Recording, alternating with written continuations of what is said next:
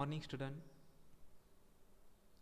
And welcome to our YouTube channel chemistry of medicine. आज हम पढ़ेंगे geometrical and optical isomerism of drug in relation to biological action.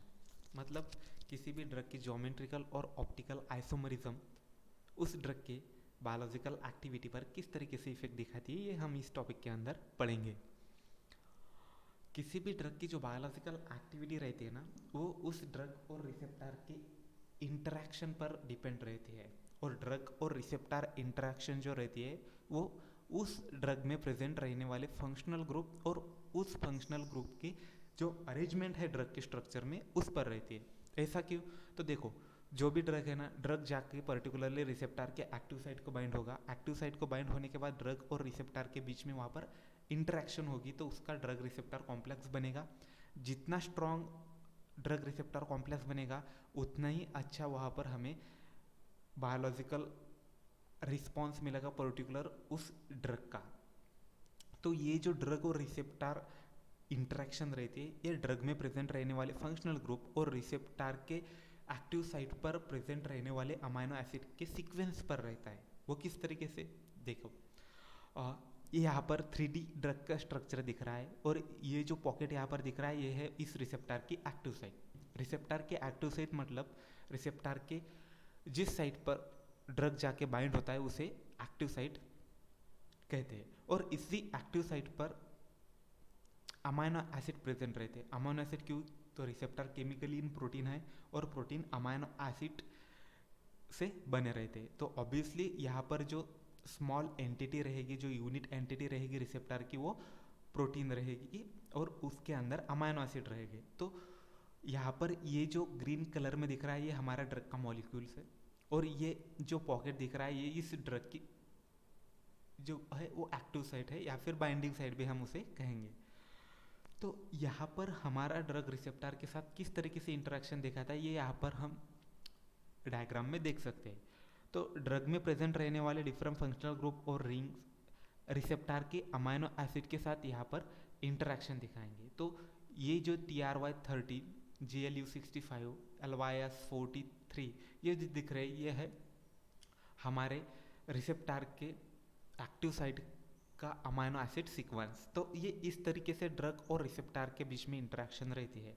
तो ये जो interaction रहती है रिसेप्टर के एक्टिव साइट के अमाइनो एसिड के साथ विथ हमारे ड्रग का जो स्ट्रक्चर है उसमें प्रेजेंट रहने वाले फंक्शनल ग्रुप के साथ। अगर हमारे ड्रग में प्रेजेंट रहने वाले फंक्शनल ग्रुप की जो पोजीशन है ड्रग के स्ट्रक्चर में वो अगर चेंज होती है तो ऑब्वियसली वहाँ पर जो ड्रग की इंटरेक्शन है वो वहाँ पर अफेक्ट करेगी। अगर ड्रग की इंटरेक्शन वहाँ पर रिसेप्टर के साथ अफेक्ट हो जाती है तो उसका जो इफेक्ट है वो हमें बायोलॉजिकल एक्टिविटी पर भी दिखने को मिलेगा। वो किस तरीके से हम आगे पढ़ेंगे ही। देख, ज्योमेट्रिकल आइसोमर ये क्या रहते हैं? स्टीरियो आइसोमरिज्म है। इसमें सेम मॉलिक्यूलर फॉर्मूला रहेगा लेकिन जो स्ट्रक्चरल अरेंजमेंट है फंक्शनल ग्रुप की या फिर ग्रुप ऑफ एटम की पर्टिकुलर उस ऑर्गेनिक कंपाउंड में या फिर यहाँ पर हम ड्रग के अंदर कहेंगे वो वहाँ पर डिफरेंट रहेगी। किस तरीके से? ज्योमेट्रिक आइसोमरिज्म ये जो है ना, ये कार्बन कार्बन के बीच में डबल बॉन्ड प्रेजेंट रहने की वजह से वहाँ पर एग्जिस्ट रहता है। तो ज्योमेट्रिकल आइसोमर जो है ना वो दो टाइप के वहाँ पर रहते हैं, वो बेस्ड अपॉन उसके कॉन्फ़िगरेशन है। जैसे कि सिस कॉन्फ़िगरेशन में वहाँ पर जो आइडेंटिकल ग्रुप रहेंगे वो सेम साइड में प्रेजेंट रहेंगे और ट्रांस में जो आइडेंटिकल ग्रुप रहेंगे वो अपोजिट साइड में प्रेजेंट रहेंगे। यहाँ पर आप 2 ब्यूटीन का एग्जाम्पल देख सकते हैं। सिस 2 ब्यूटीन में यहाँ पर जो हाइड्रोजन प्रेजेंट है वो सेम साइड में प्रेजेंट है और ट्रांस में अपोजिट साइड में प्रेजेंट है। तो इस तरीके से आइडेंटिकल ग्रुप किस साइड में प्रेजेंट है डबल बॉन्ड के, उस बेसिस पे हम वहाँ पर ज्योमेट्रिकल आइसोमर्स का सिस और ट्रांस कॉन्फ़िगरेशन आइडेंटिफाई कर सकते हैं। यही जो कॉन्फ़िगरेशन रहेगा वही ड्रग के स्ट्रक्चर के अंदर भी वहाँ पर रहेगा। अगर सिस फॉर्म रहेगा तो ऑब्वियसली जो फंक्शनल ग्रुप है वो सेम साइड प्रेजेंट रहेगा, अगर ट्रांस रहेगा तो अपोजिट साइड रहेगा। देखो यहाँ पर एग्जाम्पल दिया गया है ट्रांस डाइथिल टिल्बिस्टिरॉल का। तो यहाँ पर ये जो ड्रग दिख रहा है ट्रांस डाइथिल स्टिल्बिस्टोरॉल, इसमें ये जो C2H5 इसकी जो पोजीशन है वो अपोजिट है वो इस डबल बॉन्ड के रिस्पेक्टिव में, और सिस डाइथिल स्टिल्बिस्टोरॉल में वो सेम साइड में प्रेजेंट है। तो होगा क्या, देखो अगर ये सिस डाइथिल स्टिल्बिस्टोरॉल रिसेप्टर के साथ स्ट्रॉन्ग इंटरेक्शन फॉर्म करता है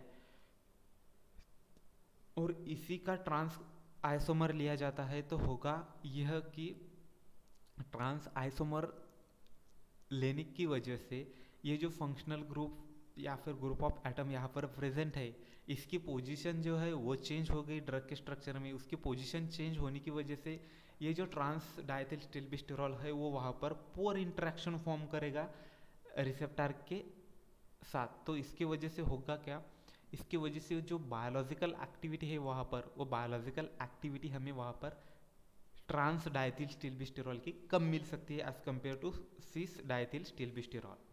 ये एक रीज़न हो गया कि ज्योमेट्रिकल आइसोमर ड्रग की बायोलॉजिकल एक्टिविटी पर किस तरीके से इफेक्ट करते हैं।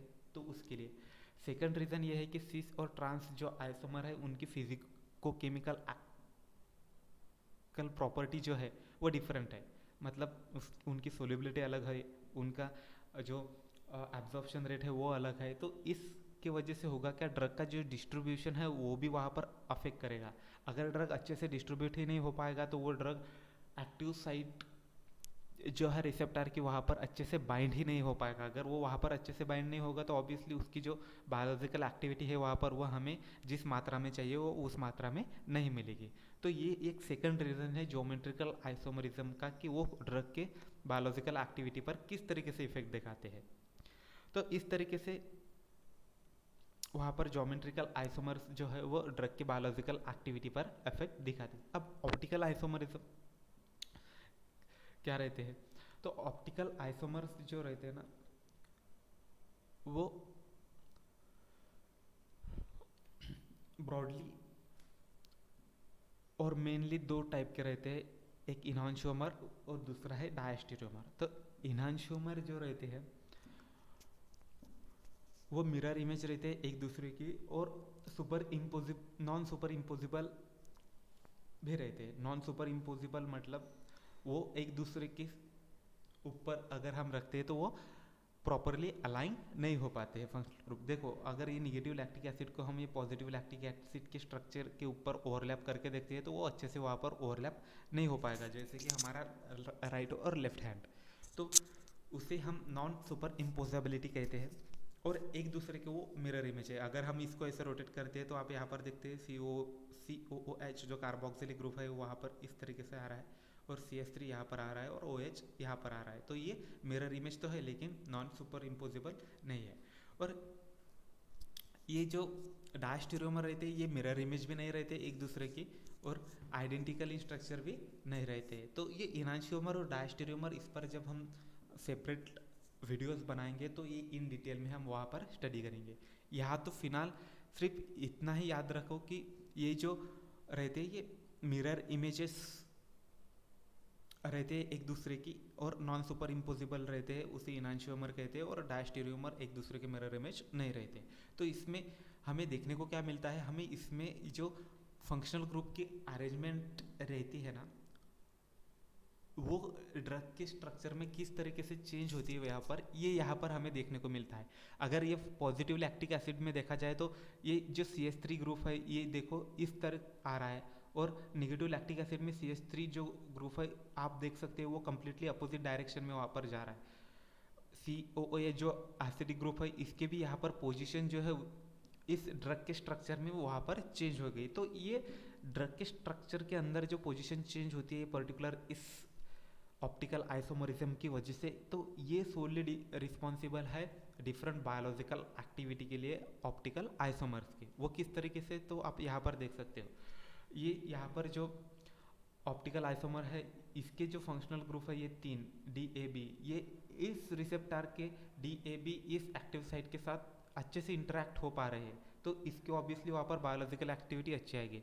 और उसी ड्रग का अगर हम दूसरा ऑप्टिकल आइसोमर लेते हैं तो यहाँ पर ये जो ए वाला फंक्शनल ग्रुप है इसकी पोजीशन इस ड्रग के स्ट्रक्चर में चेंज हो जा रही है, तो इसकी वजह से ये वहाँ पर अच्छे से इंटरेक्शन नहीं दिखा पाएगा। तो उससे होगा क्या, इस ड्रग की जो एक्टिविटी, इस आइसोमर की जो एक्टिविटी है वहाँ पर हमें पुअर मिलेगी।